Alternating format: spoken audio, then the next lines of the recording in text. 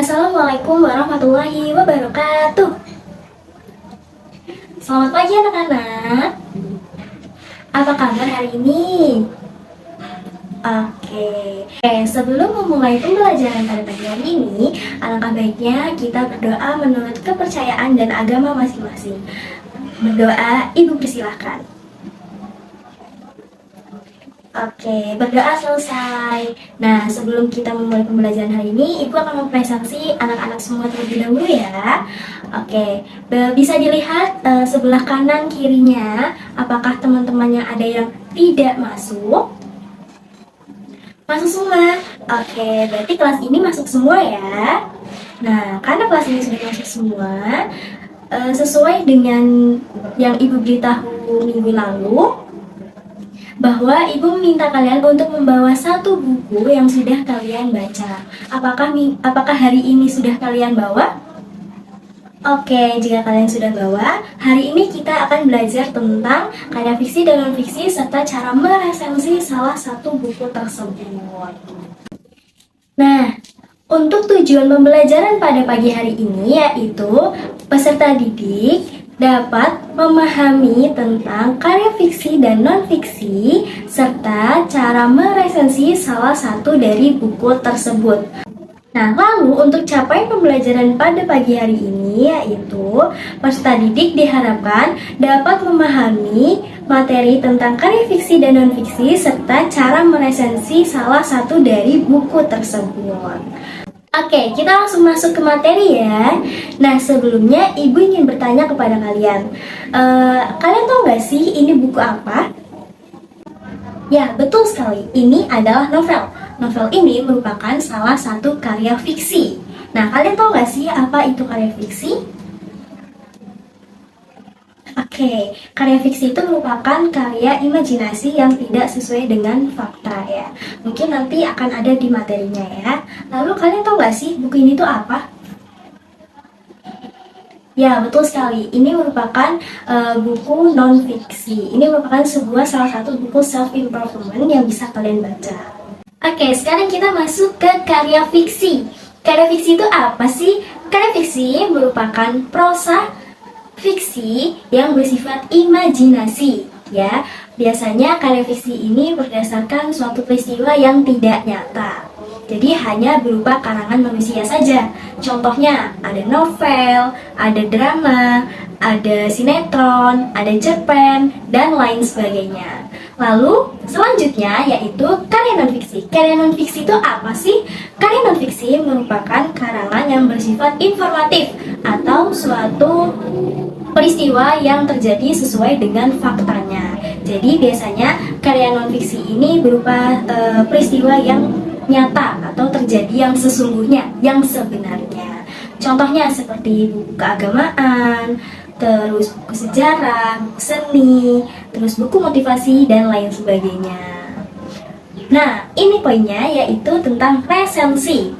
Apa sih resensi? Resensi merupakan sebuah penilaian terhadap suatu karya yang berupa buku, lagu, drama, dan karya sastra lainnya. Nah, cara meresensi itu seperti apa sih? Nah, cara meresensi yaitu yang pertama, kita menuliskan judul terlebih dahulu. Apa judul dari buku tersebut yang akan kalian resensi? Lalu yang kedua, penulis. Siapa penulis dari buku tersebut? Nah, yang ketiga ada penerbit. Penerbit ini harus dicantumkan karena merupakan salah satu tempat yang memproduksi buku tersebut. Lalu sampul. Nah, sampul ini misalnya buku itu covernya itu hardcover atau soft cover kayak gitu. Nah, lalu ada edisi keberapa atau cetakan keberapa. Ini merupakan suatu penentu buku ini seberapa banyak diproduksi. Nah, setelah itu ada ISBN atau ISSN. Ini sebagai identitas bahwa buku tersebut sudah legal diproduksi. Nah, yang terakhir merupakan harga. Ini harga ini wajib dicantumkan supaya pembaca mengetahui berapa harga buku tersebut. Ini merupakan keseluruhan dari yang Ibu bacakan tadi, Ibu beritahu tadi, ini merupakan suatu identitas dari buku tersebut. Nah, setelah identitas tadi, kita masuk ke bagian intinya. Nah, selanjutnya ada sinopsis. Nah, sinopsis itu biasanya terdapat di belakang buku tersebut. Nih, biasanya ada di belakang buku ini termasuk bagian sinopsis. Lalu setelah sinopsis ada apa? Nah, isi buku. Isi buku itu tidak harus semuanya ditulis, jadi hanya bagian inti dari buku tersebut saja. Lalu selanjutnya adalah tujuan. Tujuan ini ditulis oleh penulis biasanya yang terdapat di dalam buku tersebut. Lalu selain tujuan ada juga manfaat. Manfaat ini biasanya ditulis oleh penulis supaya pembaca bisa termotivasi oleh buku tersebut. Mengapa penulis membuat buku tersebut? Nah, selanjutnya yaitu sasaran. Kepada siapa sasaran buku tersebut? Misalnya kepada anak remaja, atau orang dewasa, atau balita, atau anak-anak. Itu merupakan sebuah sasaran. Siapa audiensnya yang berhak membaca buku tersebut? Nah, sistematika penulisan ini bagaimana penulis itu menulis buku tersebut dari awal hingga akhir. Misalnya dari paragrafnya yang kurang rapi atau paragrafnya yang sudah tersusun rapi. Bagaimana penulisan daftar isinya, seperti itu. Oke, selanjutnya ejaan atau gaya bahasa. Seperti apa ejaan dari buku tersebut? Apakah sudah sesuai dengan KBBI atau sudah sesuai dengan EYD yang berlaku? Seperti itu. Itu merupakan ejaan atau gaya bahasa dari buku. Nah, lalu selanjutnya hal yang menarik.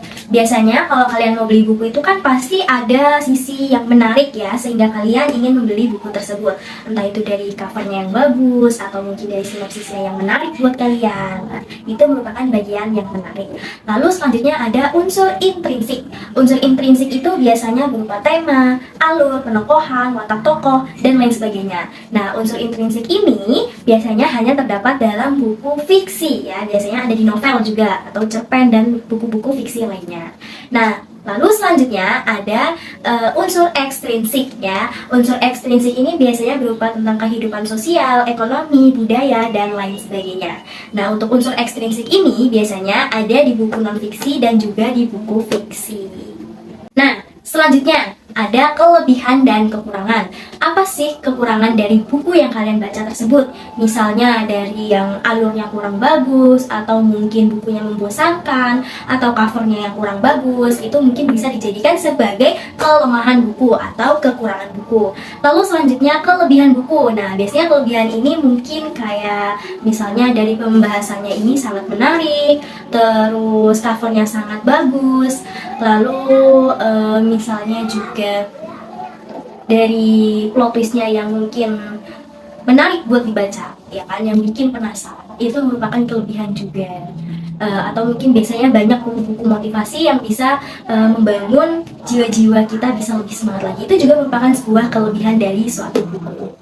Nah, yang terakhir yaitu kesimpulan. Setelah kita meresensi dari banyak hal tersebut, bisa kita simpulkan dengan sebuah kalimat-kalimat yang menarik dan positif. Nah, di sini ada salah satu contoh bentuk resensi dari buku non-fiksi yang berjudul Cewek Smart. Nah, dari contoh resensi ini tidak semua yang Ibu sebutkan tadi itu tercantumkan. Kenapa? Sebenarnya cara kita meresensi itu tidak semua harus dicantumkan seperti yang Ibu sebutkan tadi. Hanya intinya juga tidak masalah, yang penting pesannya bisa tersampaikan oleh pembaca. Oke, sampai di sini apakah ada yang ditanyakan anak-anak semuanya? Baik, jika tidak ada yang ditanyakan, Ibu akan meminta kalian meresensi buku yang sudah kalian bawa. Ya, buku yang kalian bawa itu kalian resensi, kan karena buku itu sudah kalian baca, berarti tinggal kalian resensi saja. Ibu beri waktu 30 menit. Ketika nanti sudah selesai meresensi bukunya, Ibu minta kalian perwakilan dari salah satu orang membacakan hasil resensi tersebut. Oke, bisa dipahami? Baik, jika bisa dipahami, bisa dikerjakan dari sekarang, waktunya 30 menit. Untuk poin-poin yang akan diresensi akan dituliskan di papan tulis ini ya. Untuk identitasnya yaitu judul Atomic Habits, perubahan kecil yang memberikan hasil luar biasa. Penulis James Clear. Lalu penerbitnya PT Gramedia Pustaka Utama, penerjemahnya Alex Tri Kanjono Widodo. Lalu tanggal terbitnya 16 September 2019. Untuk ISBN-nya 9786020633176. Lalu ISBN digitalnya yaitu 9786020633183. Untuk bahasanya yaitu bahasa Indonesia. Halamannya ada 356 halaman dengan harga Rp108.000. Nah, sinopsis dari buku ini adalah pada umumnya perubahan-perubahan kecil seringkali terkesan tak bermakna karena tidak langsung membawa perubahan nyata pada hidup suatu manusia. Jika diumpamakan sekeping koin tidak bisa menjadikan kaya, suatu perubahan positif seperti meditasi selama 1 menit atau membaca buku 1 halaman setiap hari mustahil menghasilkan perbedaan yang bisa terdeteksi. Namun, hal tersebut tidak sejalan dengan pemikiran James Clear. Ia merupakan seorang pakar dunia yang terkenal dengan habits atau kebiasaannya. Ia tahu bahwa setiap perbaikan kecil bagaikan menambahkan pasir ke sisi positif timbangan dan akan menghasilkan perubahan nyata yang berasal dari efek gabungan ratusan bahkan ribuan keputusan kecil. Ia menamakan perubahan kecil yang membawa pengaruh yang luar biasa dengan nama Atomic Habits. Nah, keunggulan dari buku ini yaitu penjelasan per bab yang mudah dipahami, memberikan petunjuk langkah demi langkah tentang cara mengubah kebiasaan menjadi hal yang positif. Buku ini meraih rekor penjualan terbaik versi New York Times dan telah terjual lebih dari 5 juta eksemplar di seluruh dunia. Nah, kekurangan dari buku ini yaitu terdapat beberapa kata yang perlu dipahami lebih dalam oleh pembaca untuk mengetahui maksud maupun makna dari penulis yang berbahasa Inggris. Terdapat pemilihan kata yang masih kurang tepat.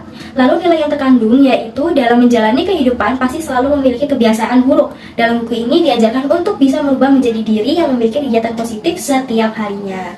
Oke, karena waktunya juga sudah habis, Ibu mungkin cukupkan sampai di sini ya materinya. Nah, untuk tugas minggu depan, Ibu minta kalian semua membentuk kelompok. Satu kelompok berisi 5 orang, ya, meresensi salah satu buku fiksi atau non-fiksi. Paham sampai di sini? Nah, resensinya gimana? Resensinya sesuai yang Ibu sampaikan di materi tersebut, di materi tadi ya. Berarti ada apa saja? Ada identitas, yang pertama identitas yang tadi yang dari judul sampai harga, lalu sinopsis, isi buku, pokoknya sampai kesimpulan ya.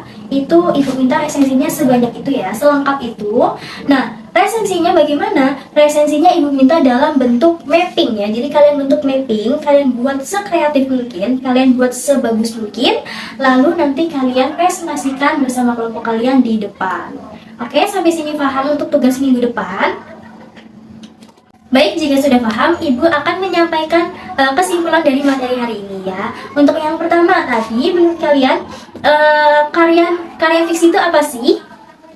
Ya, karya fiksi merupakan karangan yang bersifat imajinasi, yaitu karangan dari manusia yang merupakan kisahnya itu juga tidak nyata. Lalu yang kedua, ada karya non-fiksi ya. Karya non-fiksi itu karangan yang bersifat informatif dan peristiwa yang terjadi sesuai dengan fakta.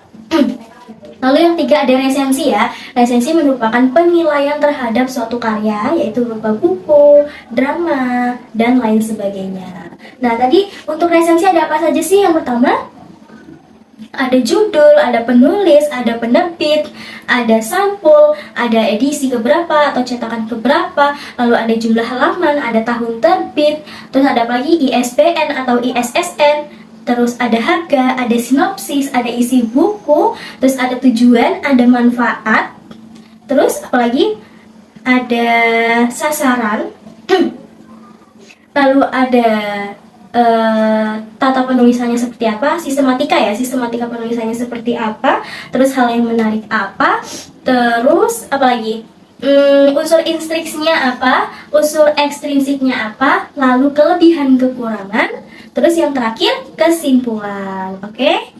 Nah, dari semua materi ini apakah anak-anak dapat difahami? Bisa difahami dari materi hari ini? Tidak ada pertanyaan? Baik, jika tidak ada pertanyaan, kita cukupkan pembelajaran pada pagi hari ini karena waktunya juga sudah habis. Baik, sebelum ditutup, kita ucapkan hamdalah bersama-sama ya. Alhamdulillahirobbilalamin. Wabillahi taufiq wal hidayah. Wassalamualaikum warahmatullahi wabarakatuh.